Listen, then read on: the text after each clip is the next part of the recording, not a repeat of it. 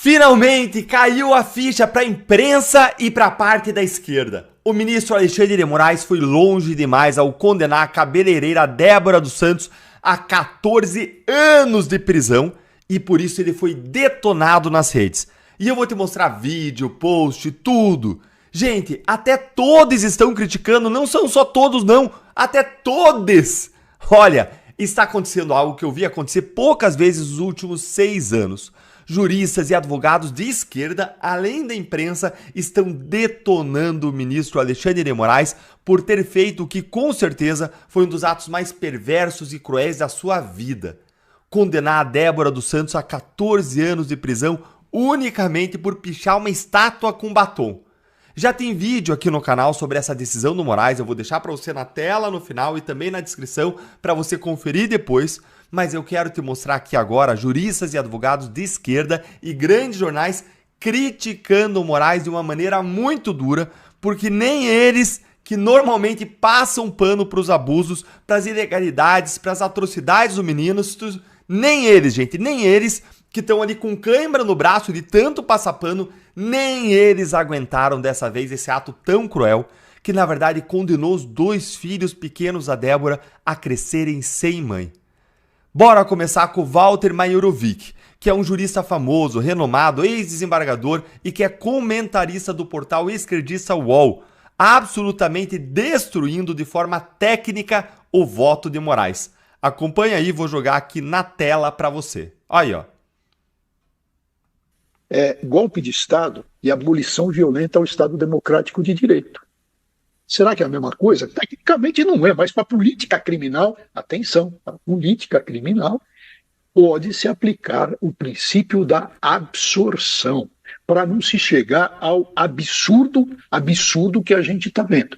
O Moraes aplicou, nos outros casos foram já julgados, foi aplicado isso, resposta não. Existe a possibilidade de se aplicar ainda? E aí vai no ponto que você bem colocou, Raquel. O julgamento está sendo por única instância, num único grau de jurisdição. Percebe o problema? Qual é o recurso que vamos ter? Revisão criminal? Talvez. Revisão criminal de um julgado do Supremo. Mas para revisão criminal precisa de fato novo. E qual é o fato novo? Nenhum. Então veja como o Supremo está, nesses casos e com relação à raia miúda, tecnicamente, está vendo a denúncia e está julgando com base na denúncia, mas não está aplicando a política criminal. A política criminal, que é uma arte, é uma sabedoria, dizem os doutrinadores do mundo inteiro. Não está aplicando. Então, atua com o fígado. E esse é um problema, e a gente vai tratar daqui a pouco com relação a esse julgamento do dia 25. Bom, mas voltando a esse caso concreto, a pena, como lembrou o Tales, é absurda. Como lembrou o Josias, ele falou em absorção, em junção, sim, dentro da política criminal e que tem um princípio que o nome técnico chama-se consunção. O Walter Majorovic aqui, ele disse claramente que a pena é absurda. E ele foi até muito gentil, até muito polido, educado, dizendo, olha, tá faltando aqui sabedoria, aplicar a política criminal. Na verdade, falta é aplicar a lei, é respeitar a Constituição. Vocês estão vendo aí, pessoal, nem o pessoal do UOL, que deve ser o grande veículo mais esquerdista do Brasil, nem eles estão tancando isso. Olha o Walter Majorovic dizendo que a pena é absurda, que não segue a política criminal, ou seja, que não é técnica, que não segue a lei. Mas calma, que ainda não acabou. Se você já está gostando de ver o Moraes sendo detonado, curta o vídeo com força para a voz da nossa indignação chegar mais longe e bora agora ver a crítica de sabe quem? Sabe quem? Do Estadão, que fez um editorial dizendo que essa decisão do Moraes de condenar a Débora desmoraliza a justiça. E eu já vou te mostrar a gente da esquerda falando isso, mas antes, olha aqui comigo o Estadão. Isso não é justiça. A cabeleireira de Paulínia, a cidade do interior de São Paulo, não cometeu um crime de sangue. Tampouco aplicou um grave golpe na praça ou desviou milhões de reais em recursos públicos, como tantos que caminham livremente pelas ruas país afora. Armada com batom, a ré pichou a estátua da Justiça em frente à sede da corte durante os atos golpistas do 8 de janeiro e pichou os dizeres: "Perdeu, mané", uma referência à infeliz frase dita pelo presidente do STF, ministro Luiz Roberto Barroso, a um bolsonarista que o admoestou em Nova York em novembro de 2022. No mundo da justiça e da sensatez, foi este e apenas este o seu crime. Pois é, ela não matou, ela não roubou, ela não estuprou, ela não roubou bilhões de dinheiro público, nada. Ela riscou uma estátua com batom, lavável com água e com sabão. E o que aconteceu com ela? Presa preventivamente por ordem de Moraes desde 17 de março de 2023. A ré agora está prestes a receber uma pena, caso a decisão do relator seja confirmada por seus pares, que ultrapasse muito as penas a que foram condenados criminosos muito mais perigosos do que ela para a sociedade. Por si só, isso abala ainda mais a já desgastada imagem do STF aos olhos de muitos brasileiros de boa fé que acompanham, atônitos, a forma como a STF tem conduzido os julgamentos dos atos golpistas. Gente, olha o consenso que está se formando. É nisso que a gente precisa chegar, em um consenso da sociedade de que o STF está abusando do seu poder, praticando injustiças contra pessoas simples, comuns. Isso é essencial para uma mudança, para uma transformação em 2026, seja com o povo indo às ruas, seja com a eleição de uma maioria de senadores, seja com o processo de impeachment de Moraes. Mas a qualquer pessoa minimamente sensata, imbuída de boa-fé e, sobretudo, senso de justiça, uma pena tão draconiana como a imposta à ré pelo ministro Alexandre de Moraes não passa nem sequer por razoável, que dirá por justa. Lamentavelmente, e não apenas para o STF, mas para todo o país, senso de justiça é algo que faltou ao senhor Moraes no julgamento desse caso. Palmas, Estadão, ó! Palmas! Ah, se todos os editoriais do Estadão fossem assim, hein? Mas a gente sabe que amanhã eles publicam outro editorial, agora elogiando aí algum absurdo do STF que eles elegem para elogiar em algum momento. E aí a gente vai ter que criticar o jornal. Mas bora agora reconhecer que eles estão dizendo uma coisa importante, óbvia, mas muito importante, porque a grande mídia é dominada pela esquerda, 60% dos jornalistas, 80% dos jornalistas, eles são de esquerda no Brasil. Isso uma pesquisa mostrou claramente. Então a gente tem que reconhecer quando se diz isso. Mas bora aqui para a parte dos juristas e advogados de esquerda, que é o momento que você vai se divertir, porque fica claro que eles simplesmente não conseguem lidar com o fato de que eles estão reconhecendo os abusos do Moraes. Eles entram ali em pane, gente, uma espécie de dissonância cognitiva. Dá uma olhadinha aqui nesse post do Herbert Freitas, que já fez várias análises jurídicas do X, em que ele critica a Lava Jato, mas ele fecha os olhos para os abusos do Supremo. Mas parece que desta vez não deu. Olha aí. Não acreditei que o ministro Alexandre votaria para condenar a acusada a uma pena de 14 anos só com base na pichação. Peguei o voto, que contém 91 páginas para ler, e fiquei surpreso, pois foi isso o que ocorreu. A única conduta individualizada é realmente a pichação, que pôde ser comprovada pelas fotos em que a ré aparece. De resto, o voto é mera reprodução genérica da fundamentação presente em outros tantos votos relacionados ao 8 de janeiro. A lógica usada pelo relator é a seguinte: no dia 8 de janeiro, aconteceram crimes graves na praça e nas sedes dos três poderes. A ré comprovadamente estava na praça. Logo, ela cometeu todos os crimes. Gente, isso é ridículo. Olha o que ele diz aí. A fundamentação com a devida vênia é muito aquém do aceitável. Gente, é ridículo. Vamos falar a verdade, é absurdo. E aí ele segue. Pena rigorosa e em total descompasso com o direito penal brasileiro. E conclui. Um erro grave. Como assim um erro, Herbert? Erro é quando você se engana. Aqui não é erro.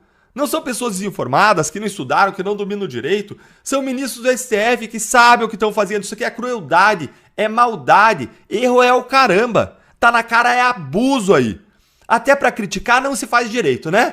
A esquerda até pra criticar dá um jeitinho ali de usar eufemismo, passar um paninho aqui, outro ali.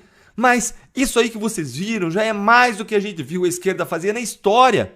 Porque o clubinho da impunidade, aquele grupo vergonhoso prerrogativas, segue em silêncio. Mentiam, falavam que era defender direitos de réus, defender direitos de advogados. Mentira! Eles encobriam com o pacote presente a crueldade que era libertar os grandes corruptos de esquerda do Brasil. Agora, o que eles estão percebendo, grande parte da esquerda, é que quando a tirania e o autoritarismo vêm, eles vêm para todo mundo. Já tem gente como o Ebert acordando. Hoje ele veio para Débora, para o Bolsonaro, mas essas pessoas que apoiaram e aplaudiram os abusos podem ser as próximas vítimas dos abusos. Por isso que o Martin Luther King ele dizia que uma injustiça em qualquer lugar é uma ameaça à justiça por toda parte.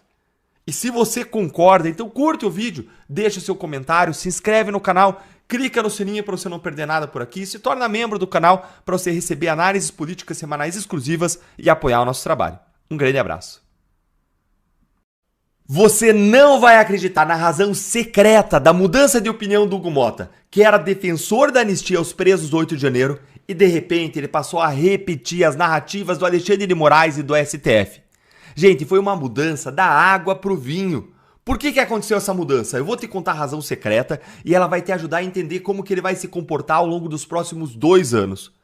Você já deve ter visto aqui o vídeo do presidente da Câmara, o Hugo Motta, dizendo que não tem censura, não tem perseguição política, não existem exilados e nem presos políticos do Brasil, o que é um escárnio.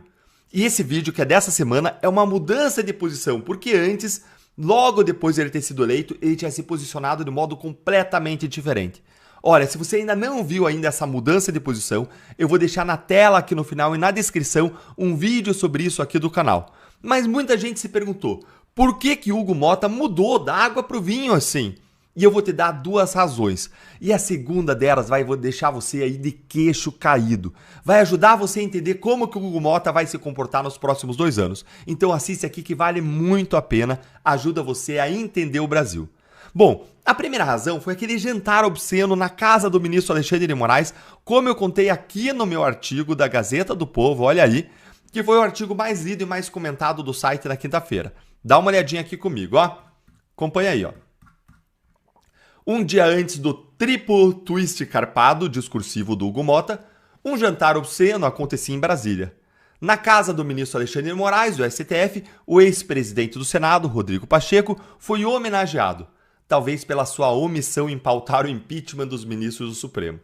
Compareceram ao jantar ainda o vice-presidente Geraldo Alckmin, o procurador-geral da República, Paulo Gonet, o chefe da Polícia Federal, André Rodrigues, e quase metade dos ministros do Superior Tribunal de Justiça. Quem mais estava lá? Hugo Motta e, é claro, Davi Alcolumbre, os presidentes da Câmara e do Senado, respectivamente. Gente, só aqui a gente tem quem vai julgar o Bolsonaro, quem investigou o caso Bolsonaro, quem apresentou a acusação do caso Bolsonaro. O ministro Alexandre de Moraes, o chefe da PF, André Rodrigues, o PGR, Paulo Gonet. E quem vai julgar o Moraes, ele está jantando aqui com o vice-presidente do inimigo político do réu, com o Alckmin. Mas bora seguir aqui porque piora. São poderes da União independentes e harmônicos entre si, legislativo, executivo e judiciário. Isso é o que diz o artigo 2º da Constituição Federal. Deve ser desse tipo de convescote que a Constituição estava falando, né? Porque sabe quem mais estava lá? 8 dos 11 ministros do STF. Além do próprio Moraes, estava lá o Gilmar Mendes, o Dias Toffoli, o Luiz Fux, o Edson Fachin, o Flávio Dino, Nunes Marques e Barroso. O jantar foi descrito pela imprensa nacional como uma demonstração de força, poder e prestígio de Moraes, evidenciando a amplitude dos laços do ministro com os 3 poderes, que deveriam ser independentes, mas como você vê aí, não tem nada disso. E vejam bem, 8 dos 11 ministros do STF estavam presentes, sendo que 3 desses vão votar no julgamento do Bolsonaro, o próprio Moraes, o Luiz Fux e o Flávio Dino. Além do Hugo Motta ter saído desse jantar mudando de posição sobre a perseguição política no Brasil, tem uma outra coisa importante aqui. No outro dia, terminou o julgamento do pedido de impeachment que as defesas de Bolsonaro e Braga Neto fizeram contra Moraes, contra Flávio Dino e contra Zanin. E sabe quem também votou contra o pedido deles logo depois do jantar? É, gente, o Nunes Marques. Olha aí, ó. Ele, indicado por Bolsonaro, e um dos 2 ministros do STF que ainda votava, vez ou outra, contra a corrente. Dessa vez, o André Mendonça foi o único voto pelo impedimento de Moraes e do Dino. Além dessas duas grandes mudanças surpreendentes de posicionamento, tanto a do Hugo Mota como essa aí do Nunes Marques, esse jantar obsceno, uma semana antes de começar o julgamento do caso Bolsonaro, escancarou a promiscuidade entre os três poderes em Brasília. Olha aqui o que eu escrevi mais aqui no meu artigo, vale a pena conferir aí comigo antes de eu te dar a segunda razão secreta. Os ministros, afinal, jantaram com membros do governo Lula, o principal opositor de Bolsonaro. Esse é o mesmo governo, aliás, que a denúncia da PGR, a ser analisada pelos ministros, alega que Bolsonaro queria derrubar. De certa forma, portanto, os julgadores do suposto golpista estavam jantando com a vítima do golpe dias antes do início do julgamento. Estava presente também o chefe da PF, que conduziu as investigações, e o chefe do Ministério Público, que além de oferecer acusação, é parte no processo. Calma, que eu ainda vou te mostrar a segunda razão estarrecedora para a mudança de posição do Hugo Mota. E vai curtindo o vídeo, mas deixa eu te perguntar, diante disso que eu mostrei, tem jeito de a sociedade brasileira acreditar que o Bolsonaro e os demais réus vão ter um julgamento justo com esse Supremo? Gente, é impossível, é impossível. Além de ser impossível ter um julgamento justo, não aparenta ser justo. Uma coisa é ser ou não ser justo, outra coisa é parecer ou não justo. E as duas coisas são tomadas em conta pelos princípios de comportamento judicial de Bangalore, que estabelece regras de conduta para todos os juízes do mundo. As duas coisas tornam um juiz suspeito impedido de julgar o caso. E falta aqui tanto justiça do julgamento quanto aparência de justiça, aparência de imparcialidade. Gente, a esperança de nós termos um avanço na Câmara com a anistia, depois desse discurso vergonhoso do Hugo Mota, existe de alguma forma? Também não, ficou cada vez mais distante. A gente está num cenário sombrio. Mas como eu te disse, tem uma segunda razão secreta, que muita gente ainda não se atentou, que explica muita coisa. E antes de eu te contar essa razão secreta, qual que é ela, eu preciso falar com você muito rapidamente sobre a Gazeta do Povo, que patrocina o canal. Enquanto a maior parte da imprensa é governista, recebe milhões em verbas publicitárias do governo Lula e passa pano para as atrocidades de Alexandre de Moraes, a Gazeta do Povo não. Ela denuncia os abusos desde sempre, segue denunciando. É por isso que eu leio a Gazeta há anos. Eu me informo por ela, eu acredito nela. Eu escrevo a minha coluna semanal de análise jurídica e política lá. Ela defende os mesmos valores que você e eu, princípios conservadores, cristãos, como liberdade, vida, família. É um jornal independente e sustentado unicamente por você, por mim, pelos assinantes. Não tem ali porta-voz do Lula e do STF. Mas quem, sim, critica, tá lá. Nicolas Ferreira tá lá como colunista. Eu tô lá, Marcel Van Hatten tá lá. Por isso, eu quero convidar você para também estar lá.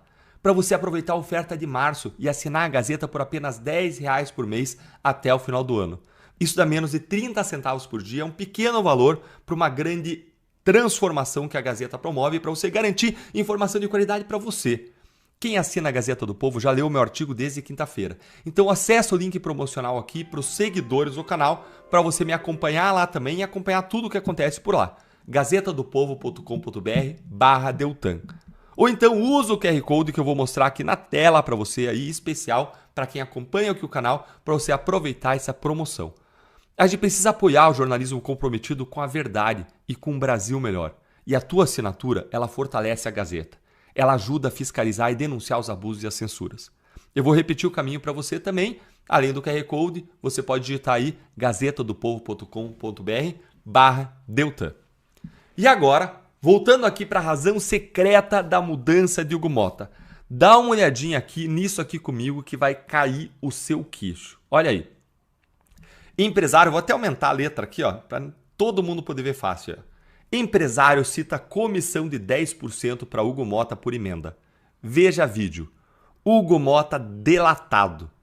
Opa, como assim? Acusação de cobrança de propina, suborno contra Hugo Mota na mesma semana do jantar de Moraes? Gente, isso aqui explica muita coisa e vai explicar muita coisa ainda. Uma decisão da Justiça Federal da Paraíba, que condenou 3 pessoas por envolvimento em desvios de recursos de obras do interior do estado, cita mais um caso em que o presidente da Câmara dos Deputados, Hugo Mota, teria recebido valores para destinar emendas parlamentares.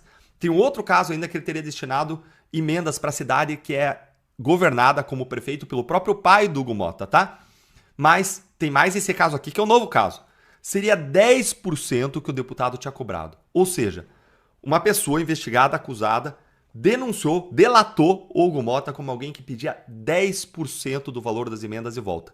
Lá na Câmara, a gente ouve que é muito comum os deputados pedirem uma volta da emenda, ou seja, eles têm dinheiro do orçamento para levar para suas cidades e vários deles chegam para os prefeitos, para os vereadores que querem 10% de volta. Dizem, se vire, dê um jeito e me devolvam 10% em espécie. É um jeito de roubar, de desviar dinheiro público, de praticar corrupção.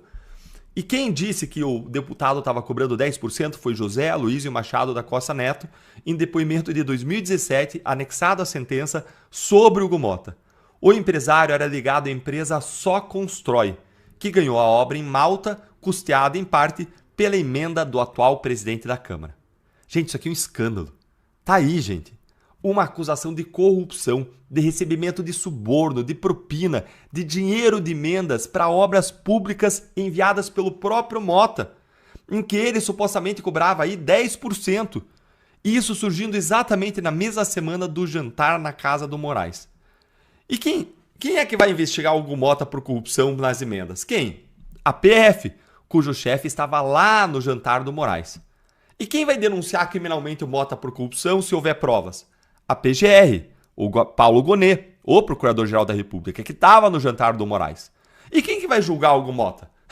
Os ministros supremos, sendo que 8 deles estavam lá no jantar do Moraes junto com o Hugo Motta. Todos esses atores são contra a anistia, fazem pressão contra a anistia. Quando eu fui contra a eleição do Hugo Motta e do Alcolumbre, eu disse que uma das razões para isso é que esses atores tinham suspeitas de crimes e eles seriam julgados pelo Supremo, então não me parecia o melhor caminho. Como é que a gente pode esperar agora que eles vão fazer uma vírgula, vão dizer um A contra a vontade do Supremo, seja para aprovar anistia, seja para abrir CPI de abuso de autoridade, seja para impeachment, seja para mudar as regras para escolha de ministro, seja para o que for. Daí, gente... Você então descobriu a razão secreta para a mudança de postura e de opinião de Hugo Motta, que mudou da água para o vinho do dia para a noite. Você concorda comigo? Conta aí para mim a sua opinião nos comentários.